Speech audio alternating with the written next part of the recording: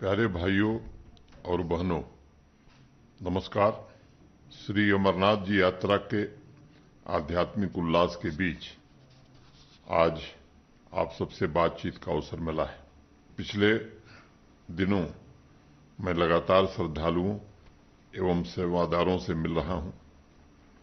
अलग अलग राज्य, विभिन्न पृष्ठभूमि से आ रहे श्रद्धालुओं एवं सेवा कार्य में जुटे लोगों से बातचीत के दौरान एक बात साफ नजर आती है। भाषा भले ही अलग हो, लेकिन सनातन आस्था की बुनियाद एक है। तमाम रास्ते अंत में आकर बाबा बर्फानी के दर पर एक हो जाते हैं। इसलिए यात्रा का संबंध सिर्फ तीर्थ का पूर्ण होना नहीं है, बल्कि मैं का मिट जाना भी है। अमरनाथ श्राइन बोर्ड और प्रशासन का पूरा प्रयास है कि सभी श्रद्धालुओं को यह आध्यात्मिक अनुभव सुखद हो। कई दिन प्रतिकूल मौसम के बावजूद स्थानीय नागरिकों और सेवा कार्य में जुटे मित्रों ने भी अप्रतिम साहस, सामर्थ्य और परहित की भावना दिखाई है। ऐसे पवित्र कार्यों में योगदान इंसान के भीतर भी एक तत्व चेतना जागृत करता है, जो मैं समझता हूं कि जीवन का सबसे बड़ा आनंद है। मैं समाज के एक एक व्यक्ति के प्रति कृतज्ञता ज्ञापित करता हूं, जो बिल्कुल सजग सहज तरीके से चुपचाप इस यात्रा को सफल बनाने के लिए अपने कर्तव्यों का निर्वहन कर रहे हैं। मैं मानता हूं किसी भी तीर्थ यात्रा में स्थानीय लोगों के लिए खुशी का सबसे बड़ा स्रोत सेवा है। यह एकमात्र सबसे बड़ा अवसर है जब पूरा समाज एक मन हो जाता है, और यही वह ऊर्जा है जो समाज के उज्जवल भविष्य का निर्माण करती है। सबसे महत्वपूर्ण बात यह है कि श्री अमरनाथ जी यात्रा का आयोजन और उससे जुड़ी व्यवस्था सभी समुदायों एवं पंथों के सहयोग से पूरी हो रही है। सर्वधर्म समभाव सदैव ही हमारे समाज की विशेषता रही है, और देश भर से आए तीर्थयात्री जम्मू कश्मीर में इसके साक्षी बन रहे हैं। बाबा बर्फानी की तीर्थ यात्रा सभी के प्रति प्रेम तथा करुणा की आध्यात्मिक और बौद्धिक परंपरा का भी प्रतीक है। यह यात्रा हमें प्रेरित करती है कि मानवीय गरिमा और सामाजिक न्याय के साथ हम जम्मू कश्मीर के उज्जवल भविष्य का निर्माण करें। एक दिन सुबह सुबह एक महात्मा गंगा नदी में स्नान कर रहे थे। उन्होंने देखा कि पास में ही एक नाविक अपने नाव पर सवार होकर बहुत तेजी से पतवार चला रहा है, लेकिन नाव आगे नहीं बढ़ रही है, बल्कि उसी जगह ज्यों की त्यों रुकी हुई है। उस नाविक ने चिल्लाकर महात्मा जी से पूछा कि मैं नदी की बीच धारा में जाना चाहता हूं, लेकिन यह नाव क्यों रुकी हुई है? महात्मा जी ने जवाब दिया कि तुम पतवार तो चला रहे हो, लेकिन शायद तुम किनारे से बंधी नाव की जंजीर खोलना भूल गए हो। वह नाविक पतवार फेंक कर नीचे पानी में कूदा तो उसने देखा कि नाव वाकई में किनारे से बंधी हुई है। कई बार हमारी हालत भी नाविक की तरह हो जाती है। हम विकास की मुख्य धारा में उतरना चाहते हैं, लेकिन हमारी सामूहिक चेतना अतीत की जंजीरों में अटकी होती है। प्रवाह जीवंतता है। बाबा बर्फानी की यात्रा हमें प्रेरित करती है कि हम किनारों से निकलकर समाज को सकारात्मक उन्नति के प्रवाह की तरफ लेकर चलें और जम्मू कश्मीर के खुशहाल भविष्य के निर्माण में अपनी रचनात्मक भूमिका का निर्वहन करें। इस महीने जम्मू कश्मीर प्रशासन ने भूमिहीन परिवारों को प्रधानमंत्री आवास योजना के तहत 5 मरला जमीन और आवास देने का एक बड़ा फैसला किया है। सोशल मीडिया पर मैंने इस फैसले के बारे में कुछ भ्रामक तथ्य भी देखे थे। मैं जम्मू कश्मीर के अपने सभी भाइयों बहनों को कहना चाहता हूं कि प्रशासन का यह कदम जम्मू कश्मीर के कमजोर और वंचित वर्गों के सुखमय जीवन के लिए, जो लोग भी आउटसाइडर के नाम से भावनाओं को भड़काने का प्रयास कर रहे हैं, वह गरीबों के हित के खिलाफ काम कर रहे हैं। यहाँ अनेक ऐसे परिवार थे जिनके पास जमीन नहीं थी। ऐसे परिवार प्रधानमंत्री आवास योजना में योग्य होने के बावजूद उसका लाभ नहीं ले पा रहे थे। प्रशासन ने पूरी संवेदनशीलता से और गरीब कल्याण को केंद्र में रखते हुए ग्रामीण क्षेत्रों में रहने वाले भूमिहीन परिवारों का सर्वेक्षण किया और ऐसे 2711 परिवारों को सरकारी जमीन उपलब्ध कराई। अब जल्द ही उनका स्वयं के घर का सपना साकार होगा।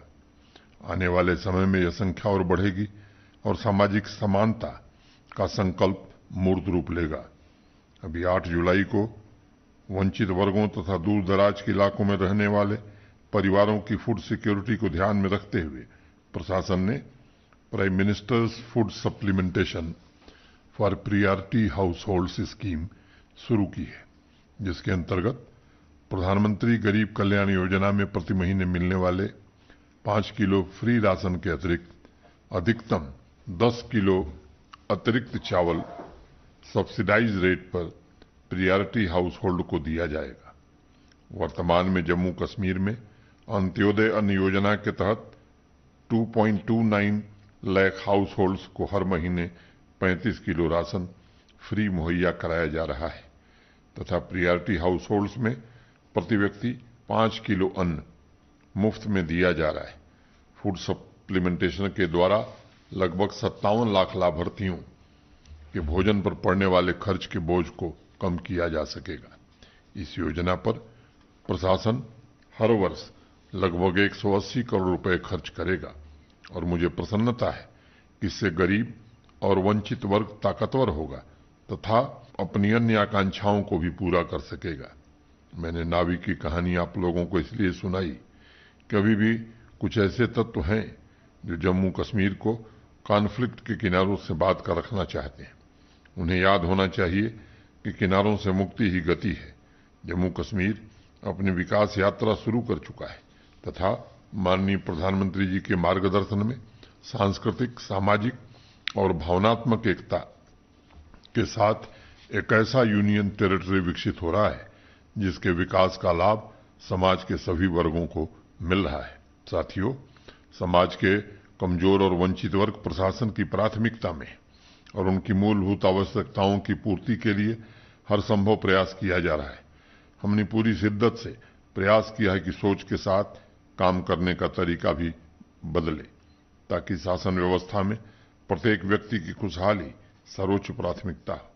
कर्मयोगी की तरह हर एक नागरिक निष्काम भाव से राष्ट्रीय लक्ष्यों की पूर्णतः प्राप्ति के लिए प्रयासरत है और मैं कहना चाहूंगा कि आज संपूर्ण देश और विश्व जम्मू कश्मीर की ओर आदर और अपेक्षा से देख रहा है। कुछ ऐसे ही कर्मयोगी बारामूला के 12वीं कक्षा के कुछ बच्चे हैं। गवर्नमेंट हायर सेकेंडरी स्कूल क्रीदी के विद्यार्थी साकिर अहमद, अदनान मुश्ताक तथा फुरकान राशिद ने अपने स्कूल के अटल टिंकरिंग लैब में एक एप्पल ग्रेडर विकसित किया है। माननीय प्रधानमंत्री जी के इनोवेशन के आह्वान से प्रेरित होकर इन 3 बच्चों ने 6 महीने मेहनत करके इस एप्पल ग्रेडर को बनाया है जो पोर्टेबल है और एप्पल सीजन में किसान भाइयों की मदद करेगा। सबसे बड़ी बात यह है कि तीनों बच्चे किसान परिवार से आते हैं और डिजाइन से लेकर फाइनल टूल्स तक की यात्रा में उन्होंने कमाल की क्रिएटिविटी और इनोवेटिवनेस का प्रदर्शन किया है। मैं साकिर, अदनान और फुरकान को बधाई देता हूं और उनके उज्जवल भविष्य की कामना करता हूं। मैं स्कूल के अटल टिंकरिंग लैब के इंचार्ज जावेद दार, सभी टीचर्स तथा प्रिंसिपल को भी बच्चों में क्यूरियोसिटी, साइंटिफिक टेम्पर जागृत करने के लिए बधाई देना चाहूंगा। सफलता का एक ही रास्ता है, कुछ अलग करने का जज्बा और हौसला, और मैंने इस बात को महसूस किया है। इंसान जब जाने पहचाने सीमाओं के परे छलांग लगाने की कोशिश करता है तब उसके जीवन से असंभव शब्द गायब हो जाता है। आज जम्मू कश्मीर के अनेक युवा सरकारी नौकरी के चिरपरिचित रास्तों से अलग हटकर समाज में अपने स्वयं की पहचान स्थापित करने के लिए आतुर हैं। बारामूला जिले के एक छोटे से गांव की रहने वाली सफीना मुश्ताक ने 2020 में इकोनॉमिक्स से एमए किया, लेकिन उन्होंने सरकारी नौकरी की बजाय कुछ अलग करने का हौसला दिखाया। डिपार्टमेंट ऑफ एग्रीकल्चर से ट्रेनिंग लेने के पश्चात सफीना ने मशरूम कल्टीवेशन शुरू किया। उसमें सफलता मिलने के पश्चात सफीना ने फ्लावर, सीडलिंग और वेजिटेबल के प्रोटेक्टेड कल्टीवेशन के क्षेत्र में डिपार्टमेंट ऑफ एग्रीकल्चर की मदद से डाइवर्सिफिकेशन किया और अपनी सच्ची लगन और मेहनत से उन्होंने मॉडल इंटीग्रेटेड फार्म विकसित करने में सफलता प्राप्त की।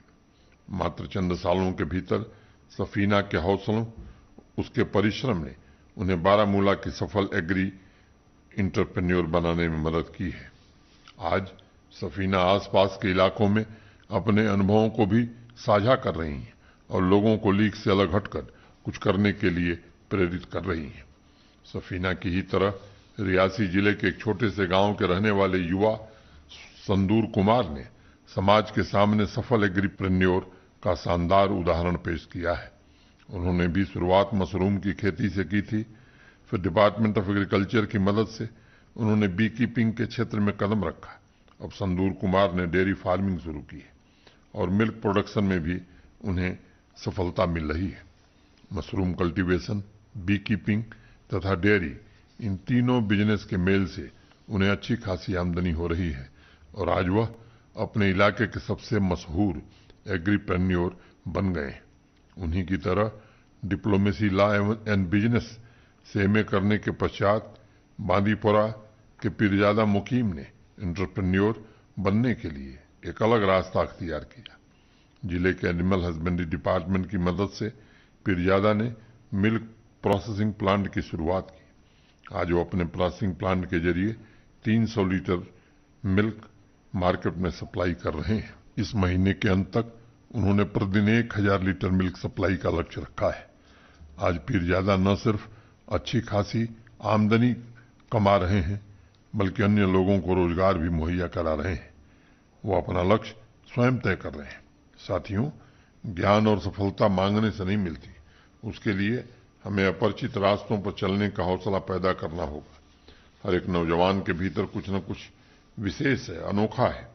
भीड़ से अलग हटकर स्वयं हो जाना, अपनी इंडिविजुअलिटी को प्राप्त करना सफलता की पहली सीढ़ी होती है। स्वयं हो जाने का मतलब है कि हर एक नौजवान अपने यूनिकनेस को खिलने के लिए जमीन तैयार कर लिया है। भविष्य की तरक्की का आधार भी यही है और देश के अनेक सफल एवं महान पुरुषों की उपलब्धियां इसका स्पष्ट प्रमाण है।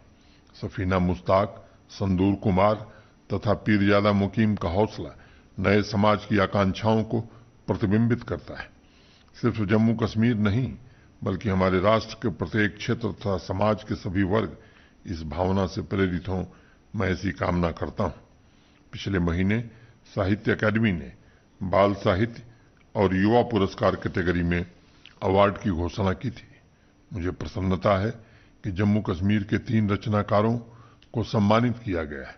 डोगरी भाषा में असाधारण योगदान के लिए साहित्य अकादमी युवा पुरस्कार धीरज बिस्मिल को मिला है तथा कश्मीरी भाषा में निगहत नसरीन को यह प्रतिष्ठित अवार्ड मिला है।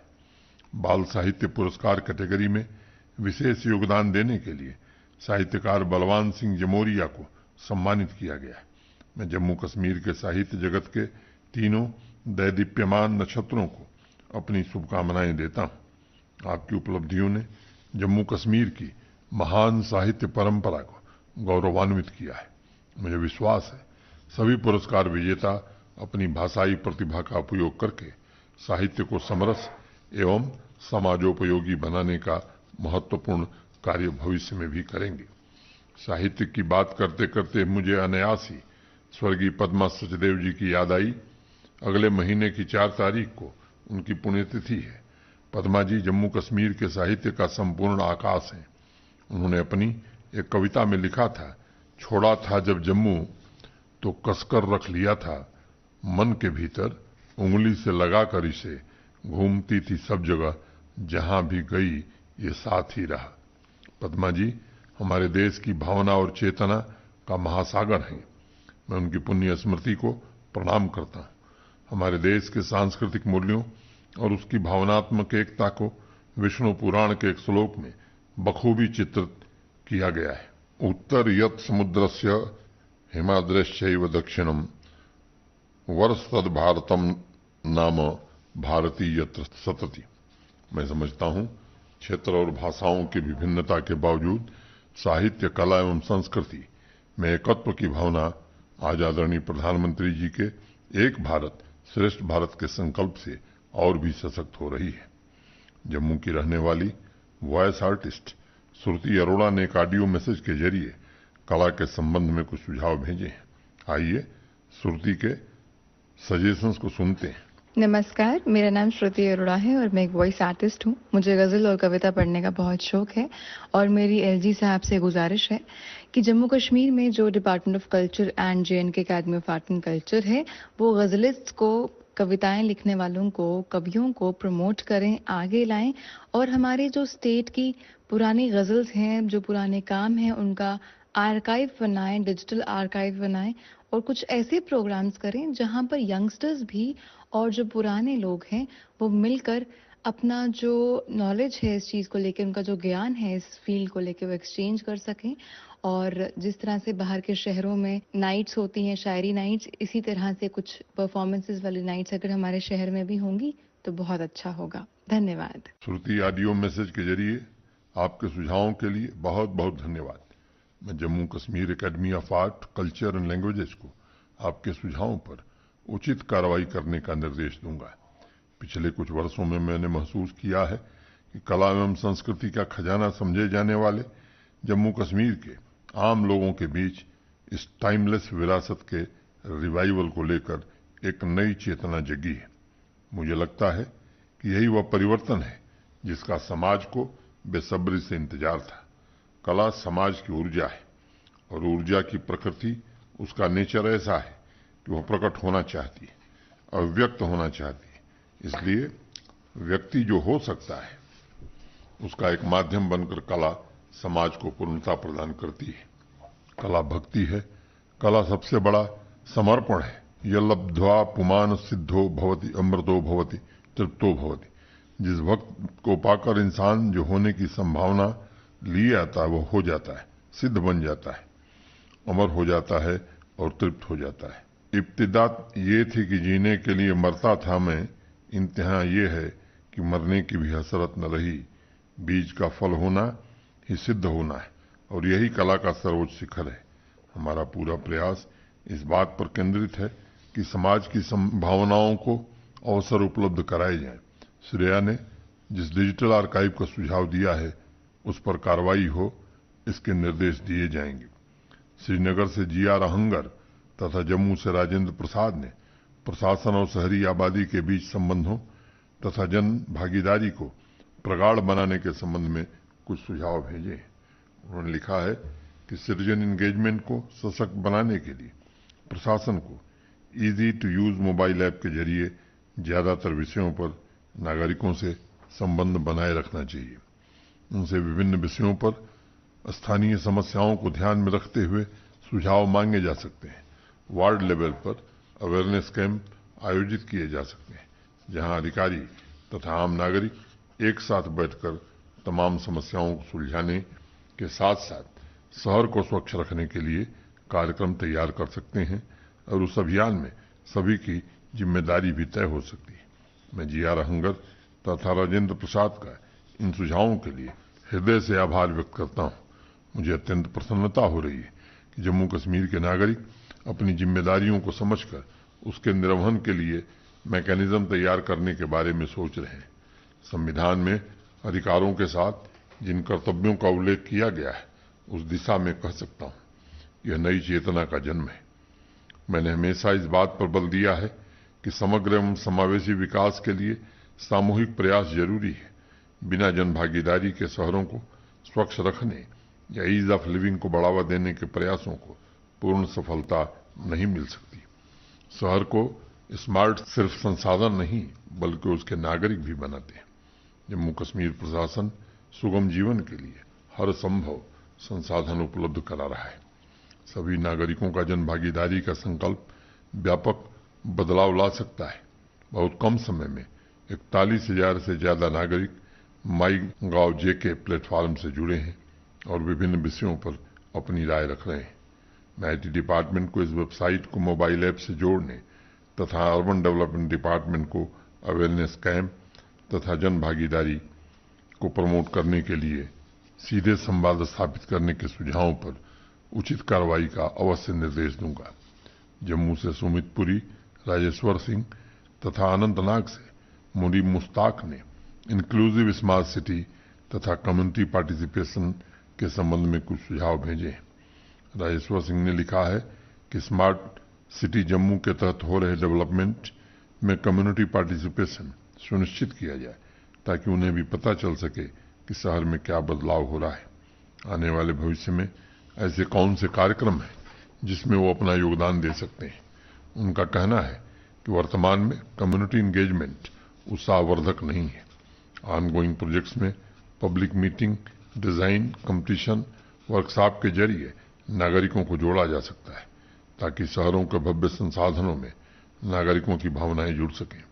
सुमित और मुनीब ने लिखा है कि बड़े और छोटे शहरों में स्लम एरिया की पहचान करके उनकी सामाजिक और सांस्कृतिक आवश्यकताओं पर विशेष ध्यान देने की जरूरत है। सुमित का आग्रह है कि ऐसे इलाकों में कॉरपोरेट सोशल रिस्पांसिबिलिटी के तहत एडॉप्ट ए स्कूल अभियान शुरू करना चाहिए। मुनीब, सुमित तथा राजेश्वर को इन सुझावों के लिए मैं धन्यवाद देता हूं। हर एक पब्लिक फंक्शन के दौरान मैं नागरिकों से अनुरोध करता हूं, उन्हें स्मरण कराता हूं कि शहर में विकास के निर्णय उन्हें ही करना है। यहां तक कि जो इंफ्रास्ट्रक्चर तैयार हो रहे हैं उसकी सुरक्षा की जिम्मेदारी भी नागरिकों की ही है। ईज ऑफ लिविंग में सुधार लाने तथा शहरों में प्राइवेट निवेश बढ़ाने की पहली शर्त शहरी प्रशासन में नागरिकों की सक्रिय भागीदारी है। मुझे अत्यंत प्रसन्नता है कि आज शहरों के साथ साथ गांव में अनेक ऐसे प्रोजेक्ट्स चल रहे हैं जो स्वयं नागरिकों ने तय किए थे। इस तरह की भागीदारी सकारात्मक माहौल तैयार करती है और अलग अलग शहरों के नागरिकों के बीच स्वस्थ प्रतिस्पर्धा का वातावरण बनता है। हमारे सामने सबसे बड़ी चुनौती है कि इसके स्केल को कैसे बढ़ाया जाए और स्मार्ट सुविधाओं के साथ साथ इस बात का भी ध्यान रखा जाए कि संसाधन से स्थानीय संवेदना भी जुड़ी हो। मैं सभी नागरिकों से आग्रह करता हूं कि वह स्वयं आगे आकर अर्बन लोकल बॉडीज के चुने हुए जनप्रतिनिधियों के साथ, प्रशासनिक अधिकारियों के साथ बैठकर आपसी संवाद को बढ़ाने के बारे में चर्चा करें। महीने का कोई एक संडे तय किया जा सकता है जब उस एरिया के किसी पब्लिक पार्क में आधे घंटे की बैठक की जा सकती है। मुझे उम्मीद है ऐसी चर्चा में शहरी इंफ्रास्ट्रक्चर के अलावा स्थानीय सामाजिक सांस्कृतिक विरासत को भी प्रमोट करने के रास्ते खुलेंगे। स्मार्ट गांव तथा उसके विकास में पंचायती राज संस्थाओं की भूमिका को सुदृढ़ करने के संबंध में इस महीने कई साथियों ने मुझे पत्र लिखे हैं। जम्मू से लविश कुमार ने स्मार्ट पंचायत लाइब्रेरी का सुझाव दिया है। साथ ही उन्होंने डिजिटल प्लेटफॉर्म्स, ई गवर्नेंस द्वारा शिक्षा, स्वास्थ्य तथा अन्य सुविधाओं में सुधार लाने के बारे में लिखा है। सोपैया से मुदस्सिर अहमद मीर ने पंचायत के सभी जनप्रतिनिधियों के लिए वोकेशनल ट्रेनिंग का सुझाव भेजा है, ताकि गांवों के लोकल प्रोडक्ट्स की मार्केटिंग में वह महत्वपूर्ण भूमिका निभा सके। सांबा से बीना जामवाल ने हर पंचायत घर में हाई स्पीड इंटरनेट कनेक्टिविटी तथा वीडियो कॉन्फ्रेंसिंग की सुविधा के संबंध में लिखा है। मैं इन सुझावों के लिए लविश कुमार, मुदस्सिर तथा वीना जी के प्रति आभार व्यक्त करता हूं। साथियों, आज सस्टेनेबल डेवलपमेंट गोल्स में सबसे अधिक चर्चा इस बात पर हो रही है किस प्रकार गांवों की समृद्ध विरासत को सहेज कर उन्हें आत्मनिर्भर बनाया जाए और बुनियादी सुविधाओं की दृष्टि से शहरों तथा गांवों के बीच मौजूद खाई को कम किया जा सके। इस दिशा में मैं समझता हूं कि बैक टू विलेज अभियान ने सभी गांवों की शक्ति, उनके सामर्थ्य से ग्रामवासियों को परिचित कराया है। वहां जो कमियां हैं उसे दूर करने के लिए विकास के नए मॉडल तैयार किए जा रहे हैं और टेक्नोलॉजी की मदद से सभी योजनाओं के 100% सैचुरेशन की दिशा में काफी प्रगति हुई है। आज मैं ये कह सकता हूं कि इन प्रयासों से गांव में नई आकांक्षाओं का जन्म हुआ है। ग्रामवासियों का भी सपना है कि शिक्षा, स्वास्थ्य, रोड, बिजली, पानी, इंटरनेट कनेक्टिविटी जैसी तमाम सुविधाएं जो शहरों को उपलब्ध हैं, वही सुविधाएं गांव में भी लोगों को उपलब्ध हों। लविश के स्मार्ट पंचायत लाइब्रेरी के सुझाव में गांव की नई आकांक्षाएं प्रतिबिंबित हो रही हैं। देश के अनेक राज्यों में आजकल पंचायत के जनप्रतिनिधि, ग्रामवासी तथा ग्रामीण विकास विभाग के लोग मिलकर इस तरह की अनेक नई पहल की शुरुआत कर रहे हैं, जो ग्राम्य जीवन में सुखद बदलाव ला रही है। पहले की तरह अब उन्हें बजट की चिंता नहीं है। हर पंचायत के पास फंड्स उपलब्ध हैं, फंक्शनरीज उपलब्ध हैं। आज जरूरत इस बात की है कि ग्रामवासी और पंचायत प्रतिनिधि मिलकर तय करें कि इस साल उनकी प्राथमिकता क्या होगी। ऐसे कौन से लक्ष्य हैं जिन्हें इस साल पूरा करना है। टेक्नोलॉजी भी आज सुलभ है और सस्ती भी है। अगर हर एक गांव 2023 को बदलाव के वर्ष के रूप में संकल्प लेकर अपनी प्राथमिकताएं तय करते हुए आगे बढ़ता है तो हमें इस दिशा में मनचाही सफलता मिल सकती है। मैंने इस बात को महसूस किया है। योजनाओं को लेकर गांव वालों की सक्रिय भागीदारी फील्ड फंक्शनरीज की अकाउंटेबिलिटी भी तय करती है। अगर वह गांव के लिए चलाए जा रहे स्कीम को लेकर सवाल करते हैं या प्रोजेक्ट्स की मॉनिटरिंग की जिम्मेदारी स्वयं ले लेते हैं तो तरक्की की रफ्तार अपने आप बढ़ जाती है। पंचायती राज संस्थाओं के जनप्रतिनिधियों की ट्रेनिंग एवं जम्मू कश्मीर के बाहर एक्सपोजर विजिट के लिए रूरल डेवलपमेंट डिपार्टमेंट ने नवंबर 2022 से मार्च 2023 तक बहुत ही योजनाबद्ध तरीके से 4,743 चुने हुए जनप्रतिनिधियों की ट्रेनिंग, कैपेसिटी बिल्डिंग वर्कशॉप का आयोजन किया था। ट्रेनिंग के दौरान 9 ऐसे एरियाज को चुना गया था जो गांवों के समग्र विकास में सहायक होंगे, जैसे economic development of villages, participatory planning process, e governance training, planning for healthy village, child friendly panchayat, poverty free panchayat, self sufficient panchayat. इनके साथ ही वर्तमान में चल रहे होलिस्टिक एग्रीकल्चर डेवलपमेंट प्रोग्राम का अभियान भी ये सुनिश्चित करेगा कि हर गांव में नया आत्मविश्वास पैदा हो, उनका भविष्य सुनिश्चित हो, हर गांव को एक नई पहचान मिले और वह संभावनाओं के केंद्र के रूप में विकसित हो। अभी तक 1084 पंचायतों को हाई स्पीड इंटरनेट और वीसैट कनेक्टिविटी से जोड़ा जा चुका है। आने वाले दिनों में यह सुविधा सभी पंचायतों तक पहुंचेगी। हर एक ग्रामवासी की भागीदारी ग्राम उदय को सुनिश्चित करे, इसके लिए रूरल डेवलपमेंट डिपार्टमेंट को मैं इन सुझावों पर गौर करने के लिए कहूंगा। जम्मू से प्रीति शर्मा ने टेक्सटाइल आर्ट के प्रमोशन के संबंध में ऑडियो मैसेज द्वारा कुछ सुझाव भेजे हैं। आइए पहले प्रीति के सुझावों को सुनते हैं। गुड मॉर्निंग सर, मैं जम्मू से टेक्सटाइल आर्टिस्ट हूँ प्रीति शर्मा। मेरे कुछ सुझाव हैं इस आर्ट को लेकर, जैसे कि JNK में टेक्सटाइल आर्ट को बढ़ावा देने के लिए department of culture, department of handicrafts, JNK academy of art and culture अधिक से अधिक गैलरीज और प्रदर्शनी स्थान बनवाएं। JNK में होने वाले कल्चरल फेस्टिवल्स और प्रोग्राम में टेक्सटाइल आर्ट को शामिल किया जाए। टेक्सटाइल आर्टिस्ट को लोन, सब्सिडीज, फंडिंग प्रोग्राम्स जैसी सुविधाएं प्रदान की जाएं। एक आर्टिस्ट को आर्ट एकेडमी से डिप्लोमा, सर्टिफिकेट कोर्सेज करने का अवसर प्रदान किया जाए। JNK में आर्ट संबंधित इंस्टीट्यूट्स और कॉलेजेस खुलवाए जाएं। धन्यवाद। प्रीति, आपके सुझावों के लिए बहुत बहुत धन्यवाद। प्रशासन द्वारा आयोजित किए जाने वाले कार्यक्रमों के अलावा एग्जीबिशंस के माध्यम से टेक्सटाइल्स आर्टिस्ट को प्लेटफॉर्म मुहैया कराया जाए, इसके लिए प्रयास किए जाएंगे। हमारी कोशिश है कि हर एक फील्ड में टैलेंट्स को अपनी रचनात्मक क्षमता और अंतरतम से उठी प्रेरणा को साकार करने का अवसर मिले। मैं इस विषय पर डिपार्टमेंट ऑफ हैंडीक्राफ्ट तथा डिपार्टमेंट ऑफ कल्चर को उचित निर्देश दूंगा। प्यारे भाइयों बहनों, अगले महीने देश स्वतंत्रता की 77वीं सालगिरह मनाएगा। अमृतकाल खंड में यह जश्न देश की तरक्की और खुशहाली के संकल्प को दोहराने का अवसर है। आइए हम सभी मिलकर उन शहीदों और स्वतंत्रता सेनानियों को नमन करें जिनके बलिदान से हमें खुली हवा में सांस लेने का अवसर मिला है। आइए इस अवसर पर समस्त देशवासियों की भलाई, जन जन के कल्याण और राष्ट्र की एकता और अखंडता के संकल्प को हम सब मिलकर दोहराते हैं। एक पल के लिए आइए यह सोचें कि इस देश ने हमें बहुत कुछ दिया है, हम इसे क्या वापस लौटा रहे हैं। यह विचार एक नए प्रण को जन्म देगा और मुझे उम्मीद है कि अपने कर्तव्यों का निर्वहन करके हम पूर्वजों के बलिदान को सच्ची श्रद्धांजलि देंगे। जय हिंद। पता है, लोग अक्सर मुझसे पूछते हैं कॉल सेंटर का स्टेडी जॉब क्यों छोड़ा। I wanted more out of life, बस मैंने अपना स्टार्टअप शुरू किया। जानना चाहोगे कैसे? Then start up your own business as an LIC agent, जहां सब कुछ है, great products, zero investment, leading organisation and unlimited opportunities. तो क्या आप तैयार है?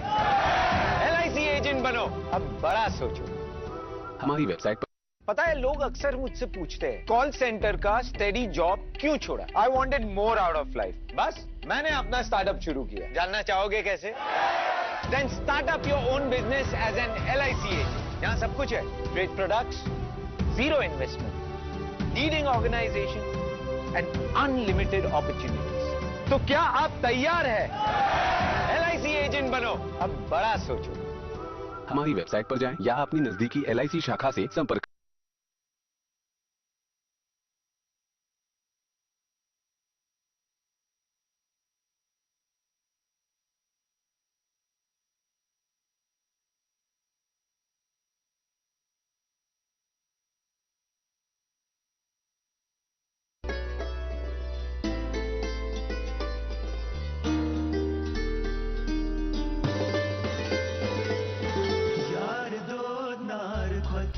Zalan kotban vesiye yarasman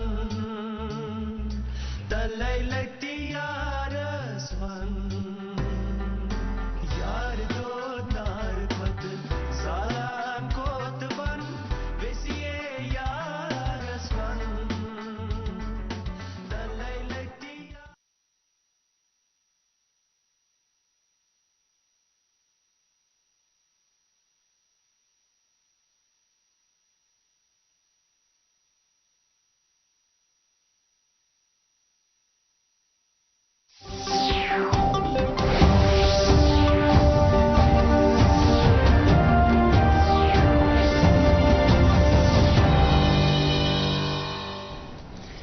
नाजरीन आदाब कशरन खबरन मज तुहन खैर मकदम।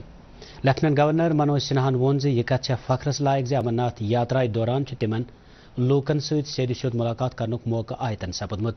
तम वोन हाल कन दोहन मज तिम वारियान अकीदतमंदन तो खदमत गुजारन सद मुलाकात करान। अवाम की आवाज़ प्रोग्रामस मज वोन तमो मुख्तलिफ रियासतन तो ब्योन ब्योन तबकन सद तल्लुक थवन वल यात्री बेहतर अवामी खदमतन पे यकीन थवान। LGN वोन इन लूकन हज जबान हरगजन मुख्तलिफ ताहम तिहुंद भरोसह सनातनस मज हुई। तम वोन ज्यादा खुद ज्यादा यात्रियन बापत श्री अमरनाथ जी गुफायुन दर्शन खतर इंतजामिया तरफ इकदाम करने एवं सेवादारों से मिल रहा हूँ। अलग अलग राज्य विभिन्न पृष्ठभूमि से आ रहे श्रद्धालुओं एवं सेवा कार्य में जुटे लोगों से बातचीत के दौरान एक बात साफ नजर आती है, भाषा भले ही अलग हो लेकिन सनातन आस्था की बुनियाद एक है। तमाम रास्ते अंत में आकर बाबा बर्फानी के दर पर एक हो जाते हैं। इसलिए यात्रा का संबंध सिर्फ तीर्थ का पूर्ण होना नहीं है बल्कि मैं का मिट जाना भी है।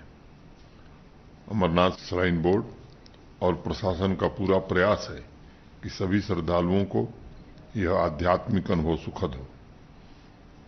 कई दिन प्रतिकूल मौसम के बावजूद स्थानीय नागरिकों और सेवा कार्य में जुटे मित्रों ने भी अप्रतिम साहस, सामर्थ्य और परहित की भावना दिखाई है। ऐसे पवित्र कार्यों में योगदान इंसान के भीतर भी एक तत्व चेतना जागृत करता है जो मैं समझता हूं कि जीवन का सबसे बड़ा आनंद है।